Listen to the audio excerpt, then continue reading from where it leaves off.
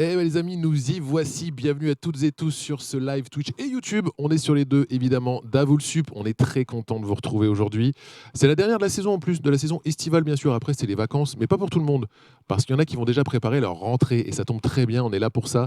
Ce live est fait pour décoder justement tout ce qu'on peut découvrir, apprendre et appréhender pour notre rentrée qui va arriver en septembre, bien sûr. Et donc, on va pouvoir répondre à toutes ces questions. Donc, n'hésitez pas, voilà, si vous avez des questions, vous aussi, à les poser dans le chat. Il est fait pour ça. Installez-vous confortablement. Et puis surtout, restez concentrés parce que le live va durer une demi-heure et on va aborder beaucoup de sujets qui vont, j'en suis sûr, vous intéresser.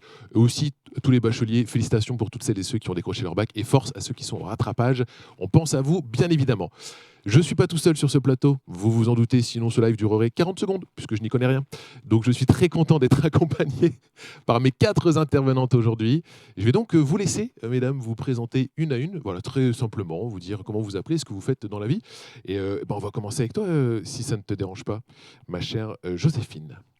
Oui, alors moi je suis Joséphine Chauchois et je suis community manager pour la communauté Univers L1. Trop bien, Voilà. merci d'être là.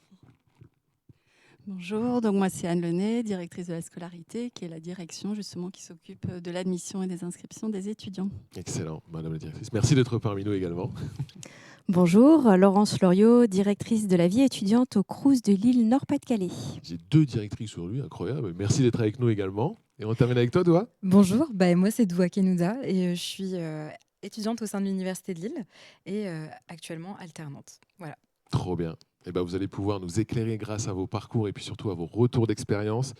Parce qu'on le sait, la rentrée, ça peut être quelque chose de très stressant. Alors l'objectif pour nous aujourd'hui, il est simple, vous donner les infos essentielles et primordiales, bien sûr, pour préparer votre arrivée à l'Université de Lille. Voilà, sans vous noyer dans les démarches, on va essayer de décortiquer tout ça. On va parler intégration, inscription, on va parler bourse également, logement, restauration, outils numériques, mais pas que, aussi de tous les rendez-vous à ne pas manquer à la rentrée, les rendez-vous sympatoches comme on dit. J'étais les jeunes, ça y est, ça commence. Là, je suis déjà en train de mettre le hashtag boomer, j'aurais pas dû dire ça. Évidemment, on va garder un œil sur les questions dans le chat, donc n'hésitez surtout pas, les amis sur Twitch, balancez-nous vos questions, on essaiera d'y répondre un maximum pendant cette demi-heure. On va attaquer notre premier sujet. Le premier sujet, c'est justement la communauté et le chat des étudiants de première année. Alors, on va pas se mentir, un des moments les plus stressants à la rentrée, si on connaît personne, c'est de se retrouver tout seul, c'est de ne pas avoir encore son petit réseau. Ça peut être assez angoissant. Et justement, on a peut-être un tas de questions qui arrivent à ce moment-là, qui n'ont pas forcément de réponse. On est tous passés par là. Rassurez-vous, c'est normal. Okay, pas de souci, pas de panique. Justement, on est là pour s'intéresser à tout ça. Et justement, il y a une initiative intéressante à l'Université de Lille qui s'est mise en place. Joséphine, est-ce que tu peux nous en parler un petit peu plus d'ailleurs ?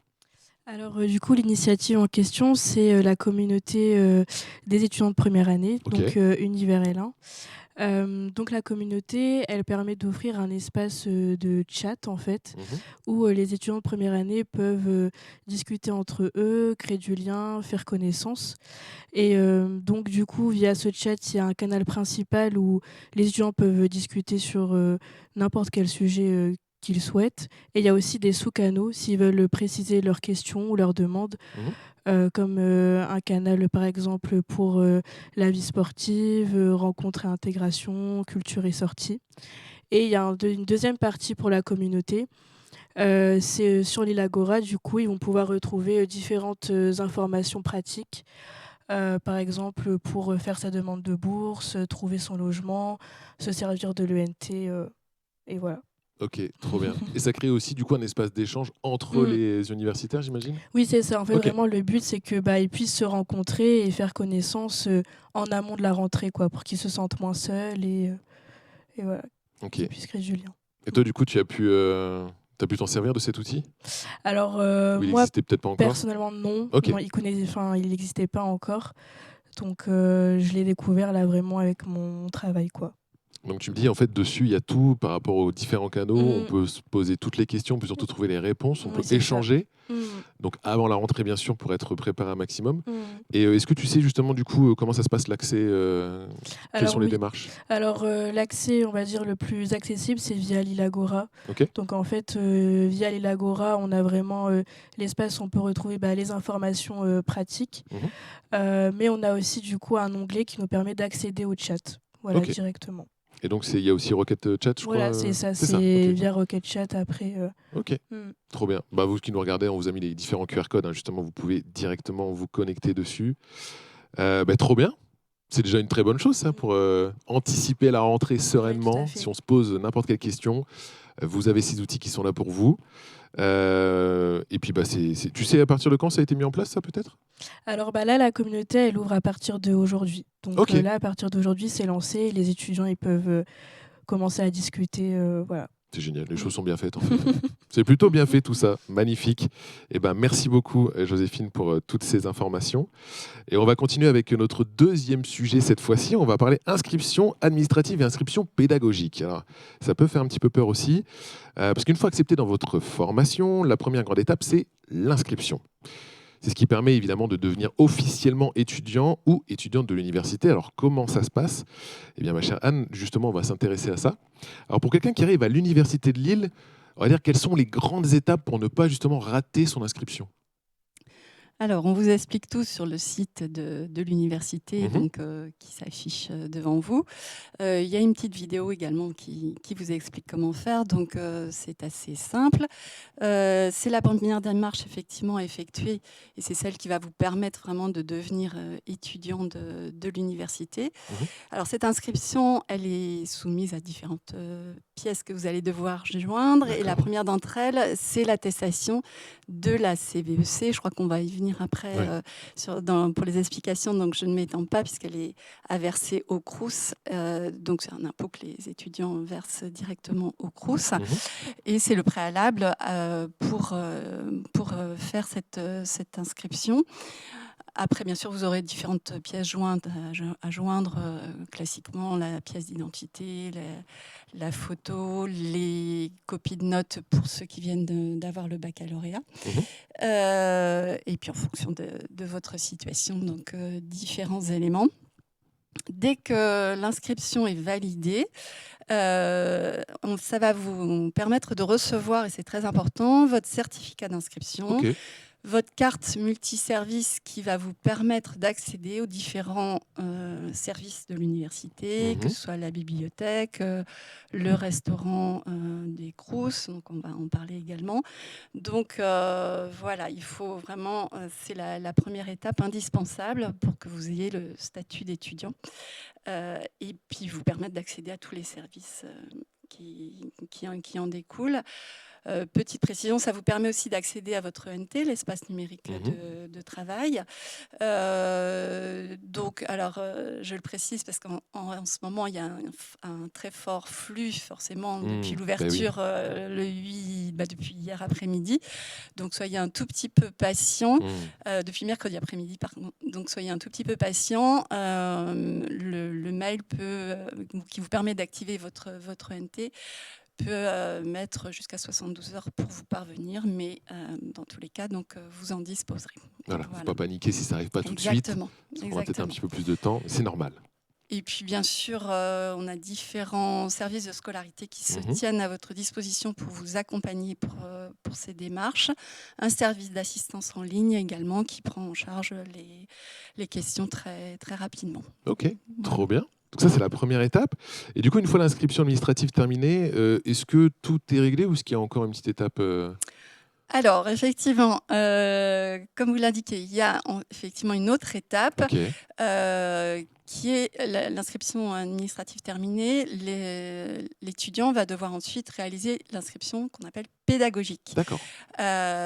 Donc là, on n'est plus sur le volet administratif qui permet à un étudiant d'être inscrit, enfin d'avoir le statut d'étudiant. Là, c'est vraiment le préalable obligatoire pour l'étudiant pour être inscrit à ses cours, pour avoir connaissance de son emploi du temps et pour être inscrit aux examens surtout. Ok. Donc, c'est une démarche également très importante qui doit être faite dans un second temps. Cette fois-ci, les étudiants peuvent se rapprocher du secrétariat pédagogique de leur formation. C'est eux qui vont disposer des informations nécessaires à cette inscription. Et donc là, elle va être réalisée, ça va être en fonction des formations. Donc certaines formations débutent les inscriptions pédagogiques dès le mois de juillet, d'autres à la rentrée. Donc il faut vraiment se rapprocher du secrétariat pédagogique. Ok. Et là, au secrétariat, on aura toutes les réponses, Exactement. tous les éléments qu'il nous Exactement. faut. Ok, parfait. Et on a évidemment, depuis tout à l'heure, hein, tous les différents points importants qui sont affichés directement sur le live. Donc, on est tout bon. Et ben, merci beaucoup, Anne, pour toutes ces explications. Merci. On a déjà les grandes étapes pour réussir son inscription. Et alors, on va passer à notre troisième sujet du coup. Le sujet bourse, logement, restauration, CVEC. Donc, on a commencé à en parler un tout petit peu. Et accompagnement. Alors là, c'est beaucoup de choses à décortiquer aussi. On va voir ça ensemble avec vous, Laurence. Alors justement, c'est une grande autre partie de la préparation. Vous vous en doutez, les amis, tout ce qui touche à la vie étudiante au quotidien, bourse, logement, restauration, CVC, aide sociale, autant de démarches qu'il vaut mieux anticiper et auxquelles il faut s'intéresser avant le jour J de la rentrée, bien sûr. Alors justement, Laurence, quelles sont les démarches prioritaires à traiter avant la rentrée côté vie étudiante? Alors, côté vie étudiante, on va commencer peut-être par l'aspect bourse, Mhm. demande de bourse. Alors, les demandes de bourse se font de façon régulière et au fil de l'eau. Il y avait une première phase de demande de bourse qui était ouverte de début mars au 31 mai, qui était Ok, la phase principale. Et donc, tous ces dossiers reçus pendant cette période-là ont d'ores et déjà été instruits trop bien. par les agents du Crous. Mhm. Après le 31 mai, on rentre dans la phase complémentaire, c'est-à-dire qu'on reçoit effectivement au fil de l'eau. Et aujourd'hui, on a reçu un peu plus de 56 000 dossiers de demande de Ok, bourse et on a instruit d'ores et déjà 98% de ces waouh, 56 000. Donc, on est vraiment en train d'instruire aujourd'hui, à l'heure où je vous parle, les dossiers qu'on a reçus au mois de juillet. génial. Donc voilà, ces demandes de bourse effectivement ont été instruites et dès lors, donc ça fait le lien avec ce que disait Anne précédemment, dès lors que l'inscription administrative est validée par l'université, le dossier qui était instruit avec une notification conditionnelle, si l'inscription est validée, elle devient soit définitive Mhm. si l'étudiant ou l'étudiante est boursier ou un refus si l'étudiant n'est pas boursier selon les conditions d'éligibilité ou de non-éligibilité au droit à bourse. Ok. Et ça, justement, pour les conditions, on peut tout trouver sur le site directement, j'imagine. On a tous les éléments Tout à fait. Je ne l'ai de pas réponse précisé, aussi. mais c'est sur le site du Crous de Lille. Oui, Vous avez les éléments pour vous diriger vers le dossier de demande de bourse qui est sur messervices.étudiant.gouv.fr. excellent. Donc ça, c'était pour la partie boursier et bourse. Je te propose qu'on attaque le logement. Alors justement, sur le logement, quelles sont les ressources utiles dont on peut avoir besoin pour les étudiants qui cherchent encore une solution aujourd'hui? Pareillement, donc il y avait une phase préalable, Mhm. première phase, deuxième phase, troisième phase. Aujourd'hui, on est dans la phase complémentaire. Pareil, sur le même calendrier que l'université, hein, depuis le 7 juillet, on est sur la phase complémentaire, c'est-à-dire c'est également du fil de l'eau. Ok, Parce que les attributions de logement sont également au niveau du Crous sur critères sociaux, hein. C'est bien sûr notre vocation. Donc les demandes de logement qui avaient Mhm. été faites au même endroit, hein, messervices.étudiant.gouv.fr, c'est MSE sur le petit acronyme. Et donc je demande un logement en même temps que je fais ma demande de bourse. Si je suis boursier, je suis bien sûr priorisé. Plus l'échelon de bourse est élevé, plus l'étudiant sera priorisé au niveau de sa demande de logement en fonction effectivement de ses demandes, puisqu'il y avait 10 demandes possibles de logements d'accord. différents à faire via MSE. Donc voilà, il ne faut pas se décourager non plus, c'est-à-dire Hmm. qu'un étudiant qui n'a pas de logement aujourd'hui et qui a une bourse attribuée peut continuer à faire ses demandes de bourse sur trouver un logement. Ok. Donc ça, c'est bon à savoir aussi. Trouver un logement, si jamais la demande n'est pas encore acceptée ou vous ne l'avez pas encore fait. On a cette solution-là. Et puis, on a aussi pour les autres solutions de logement, l'université a plusieurs, évidemment, partenaires pour vous aider à trouver un logement. Alors, toutes les infos, on les a regroupées exprès pour vous, les amis, sur le site qui apparaît à l'écran. Donc, c'est Univ Lille, justement, vie des campus, pratique se loger. Donc, le site apparaît directement pour vous aider. On n'avait plus qu'à cliquer dessus. Donc, voilà, comme le disait Laurence, pas de panique. On peut encore trouver des solutions, bien sûr. Et justement, je vais rebondir avec toi, Joséphine, parce que la communauté, est-ce qu'elle peut aider les étudiants à trouver un logement, justement? On en parlait tout à l'heure, mais cette communauté qu'on peut évidemment consulter avant le jour J, est-ce qu'on peut s'entraider aussi à trouver un logement, peut-être?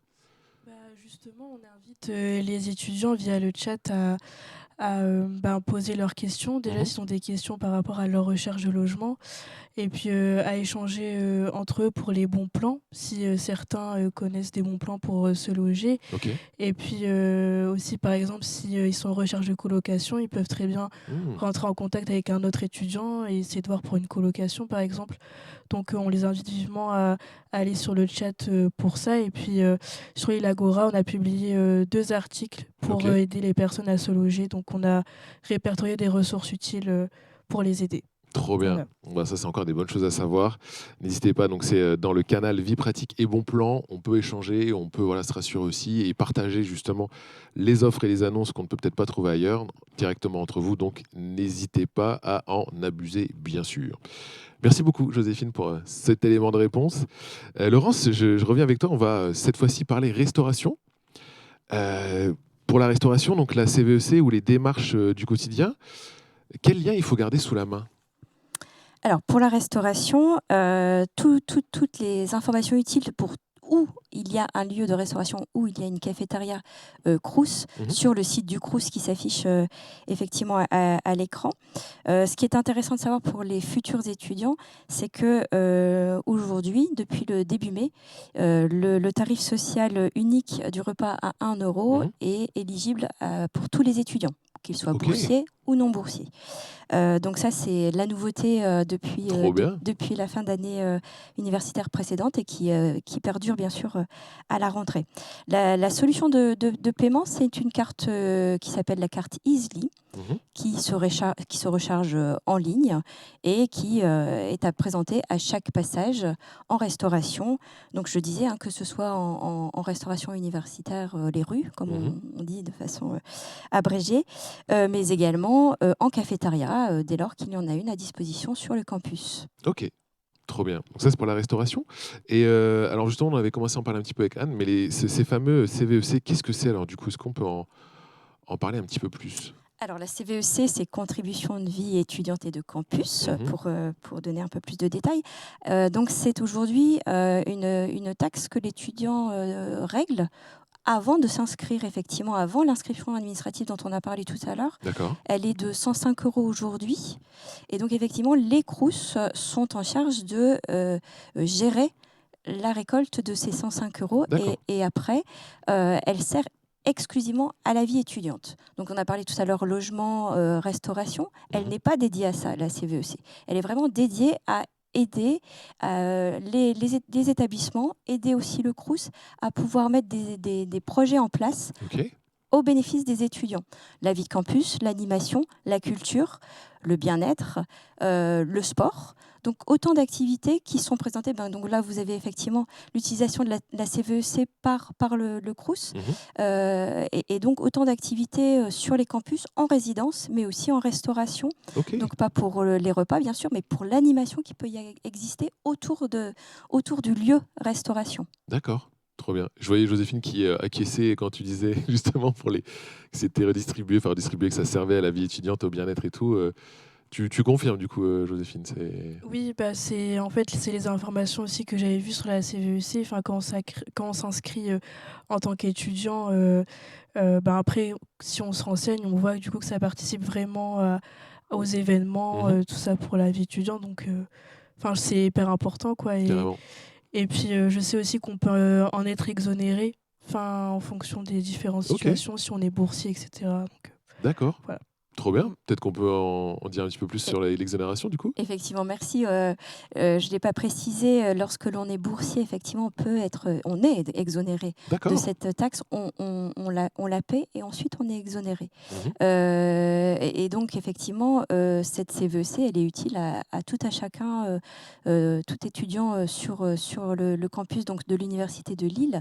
Donc là, je n'ai pas précisé non plus. Il y a l'espace Parisel qui est un tiers-lieu, qui est un tiers-lieu du Crous de Lille, qui est sur le campus de Cité Scientifique où on se trouve, et qui est accessible à la fois sur la restauration, une cafétéria, mais aussi un tiers-lieu dédié aux activités et qui vit le soir et le samedi et qui est ouvert à tous les étudiants qui veulent venir faire des activités dédiées selon un programme d'activité du lundi au samedi. Génial. Bah, trop bien, un petit tiers-lieu, ça fait. On prend toujours ça pour ces petites infos, ça nous fait bien plaisir.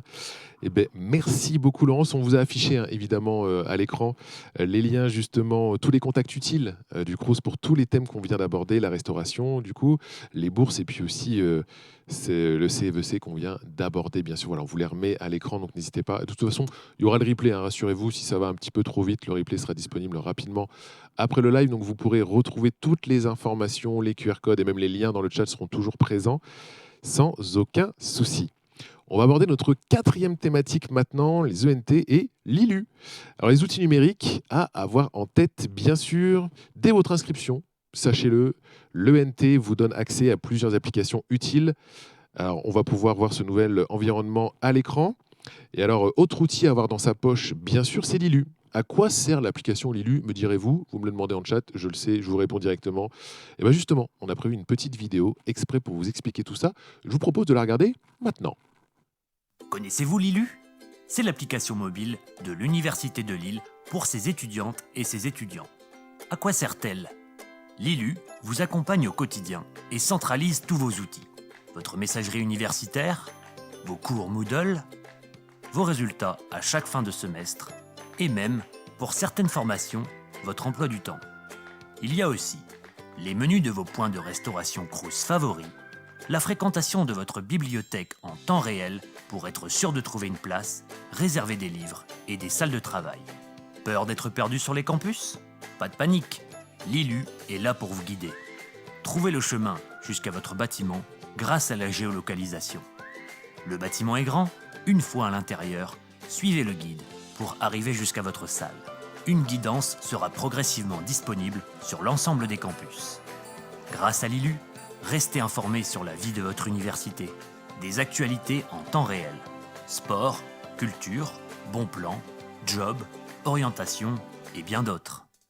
Des notifications pour vous alerter sur les échéances et les informations à ne pas manquer.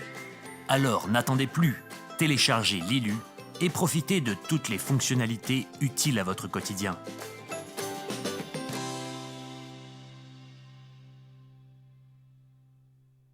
Connaissez-vous l'ILU? C'est l'application mobile de l'Université de Lille pour ses étudiantes et ses étudiants. Voilà, bon, on a voulu voir passer une deuxième fois au cas où, mais le replay sera là pour ça, rassurez-vous. Donc n'hésitez pas à télécharger l'ILU, disponible sur l'App Store et puis le Google Play bien sûr. Et vous aurez toutes les informations, tout est fait pour vous simplifier la vie, donc n'hésitez pas à télécharger notre application l'ILU. Alors maintenant que tout ça est fait, on va continuer à préparer cette fois-ci son arrivée sur le campus avec JIVE, J-I-V-E. Le campus, on va parler évidemment du village sport, les temps forts de la rentrée. Alors en amont justement de votre arrivée, les amis, sachez-le, dans votre formation, vous pouvez déjà vous y préparer en visionnant une vidéo. Eh oui, on n'arrête pas le progrès. Je vous laisse voir ce que vous pourrez justement trouver comme info utile. Et on vous repasse du coup un petit teaser maintenant.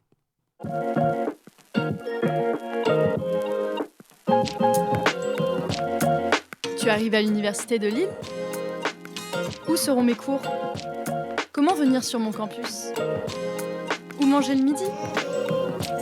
Comment trouver un logement? Toutes les réponses sont là. Découvre la vidéo pour ta formation dès maintenant.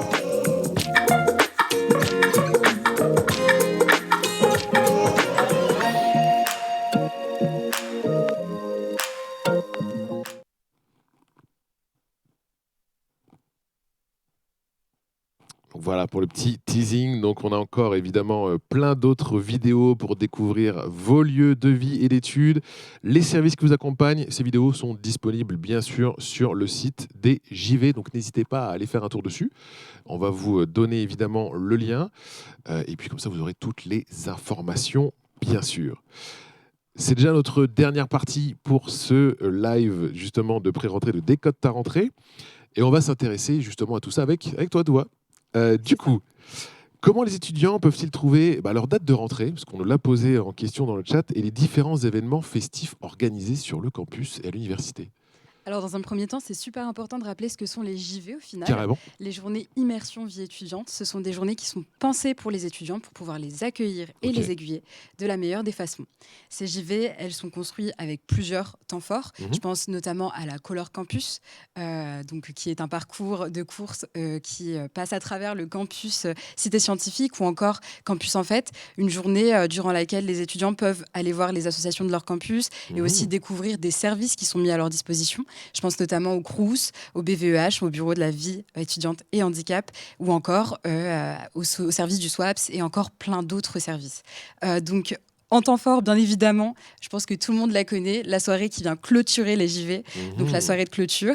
Et puis surtout, il est important de rappeler que ces journées immersion vie étudiante, elles ont pour but, pour nous les étudiants, de nous faire découvrir nos campus, les différents campus aussi, donc pas forcément que Pont-de-Bois, mais d'autres campus aussi, de nous faire découvrir ces services qui sont mis à notre disposition et surtout d'avoir accès aux informations qui sont clés pour bien commencer sa rentrée 2026.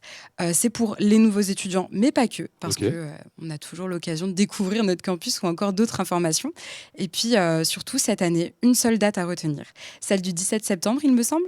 C'est la journée durant laquelle se passera la Color Campus et Campus en Fête. Et puis, bien sûr, si vous voulez avoir accès à toutes ces informations de manière beaucoup plus détaillée et organisée, je vous invite à vous rendre sur le site qui est dédié, donc qui s'affiche juste là, à l'écran. Excellent. Et tu t'es pas trompé, hein, c'est bien le 17 septembre. Ah bah parfait. Ouais, tu connais ton dossier. Ça sera je après tiens l'erreur. à te le dire. C'est bien le 17 septembre, en effet, pour le Campus en Fête et la Color Run, où là, on Ouais. se prend des tonnes de Ouais, de plein couleurs à la ouais. tronche, pas que évidemment, non, c'est hyper festif, c'est trop Bah bien. oui, Et ça permet de découvrir surtout son nouveau lieu de vie c'est ça. de manière ludique, et puis pourquoi pas commencer à se faire des rencontres aussi, donc ça c'est génial. Bien sûr. Ces événements sont trop forts, donc franchement, évidemment, allez-y, n'hésitez surtout pas. Il y a le village aussi, vie universitaire et sport. C'est aussi un temps fort de la rentrée, et qu'est-ce qu'il faut savoir dessus du coup? Bah, pour commencer, super important. Mhm. L'inscription au village vie universitaire et sport, elle est obligatoire en licence. Ok, C'est un moment qui est fait pour les étudiants, une fois de plus. C'est vraiment un village qui permet aux étudiants de découvrir ce qui est mis en place par le SWAPS, donc le service des sports de l'université, de échanger avec des enseignants, de savoir quels lieux sont faits pour la pratique sportive, quels créneaux sont disponibles. Donc c'est vraiment un lieu d'échange, mais aussi de pratique sportive. ok. Donc les étudiants pendant cette journée vont avoir l'occasion de faire différentes activités, de se faire, d'avoir des tests sur leur forme mentale, je crois, c'est ça, Mhm. et physique. Mhm. Et surtout, les inscriptions sont possibles à partir du 26 août, si je ne me trompe pas cette fois-ci. Écoute, tu ne te trompes toujours pas. Oh là là, mais c'est excellent. C'est bien à C'est partir ça. du 26 août, absolument. Et c'est donc les inscriptions obligatoires. C'est ça, exactement. Pour ceux qui ont fini de constituer leur dossier, c'est à partir du 26 août, c'est ça. Tout à fait. Donc pour le village sport, donc tu recommandes bien sûr de pouvoir. Enfin, en même temps, tu recommandes. C'est obligatoire de toute C'est façon. obligatoire, ouais. Et c'est malheureusement. hyper important. Enfin, Et en pas même temps, c'est malheureusement. génial parce qu'en effet, ça permet de faire un petit check-up aussi sur ses capacités physiques, mais aussi mentales, parce que tu l'as dit, et c'est pris, voilà, c'est pris au sérieux, très au sérieux même, Ouais. pour que vous puissiez démarrer votre rentrée dans les meilleures conditions possibles. Donc, au top. Tout ça sur les sites des différents JV, bien sûr. On peut Bien retrouver toutes les informations. N'oubliez pas la date à retenir, le jeudi 17 septembre 2026 pour le campus en fête et la Color Run. Et les inscriptions obligatoires pour la vie universitaire et le village sport, c'est à partir du 26 août. Eh bien écoutez mesdames, nous sommes déjà à la fin de ce live. Merci dans le chat, hein, parce que vous avez été hyper nombreuses et nombreux à réagir. Et on a des modératrices au top qui ont répondu à vos questions directement. Donc je les salue, elles ont fait un travail extraordinaire. Je vous le disais, de toute façon, le replay sera disponible très rapidement. Donc surtout, n'hésitez pas à le partager, à continuer à commenter bien sûr. Avec grand plaisir, c'est fait pour ça. Eh bien, merci à toutes les quatre pour ces précieuses informations. C'était un plaisir de vous avoir avec moi sur ce plateau. Et pour résumer, évidemment, on vérifie son inscription, on garde ses liens des marches sous la main, on active ces outils numériques dont on a parlé pendant tout ce live, et on consulte les infos JV pour préparer concrètement et correctement son arrivée. Et justement, si vous aimez les émissions Twitch, eh bien, n'hésitez pas. La prochaine émission, Ulil Talk, spéciale rentrée, c'est prévu le 8 septembre. Donc n'hésitez pas, le 8 septembre à midi, sur la chaîne Twitch de l'université, pour le prochain Ulil Talk. Le replay sera disponible après l'émission, le nôtre comme je vous le disais. N'hésitez pas, hein, on l'a dit, utilisez le chat, vous aurez toutes les ressources dedans, tous les liens, tous les QR codes seront aussi en replay. Donc n'hésitez surtout pas à le revisionner. Mesdames, il ne reste plus qu'à vous souhaiter de belles vacances. J'espère que vous allez pouvoir en prendre un petit peu quand même avant Merci beaucoup. la rentrée prochaine. Merci d'avoir été avec moi. Il me reste encore à remercier toutes les équipes d'Avulsub, bien sûr, le plateau audiovisuel, la régie qui font un travail extraordinaire. S'ils n'étaient pas là, on ne serait pas là non plus. Donc merci à eux. On vous souhaite bonne chance pour les rattrapages et encore félicitations à toutes les bachelières et les bacheliers. Et on vous souhaite surtout de très belles vacances. Maintenant, vous pouvez aborder votre rentrée en toute sérénité. Très belles vacances à toutes et tous et à la rentrée. Salut tout le monde!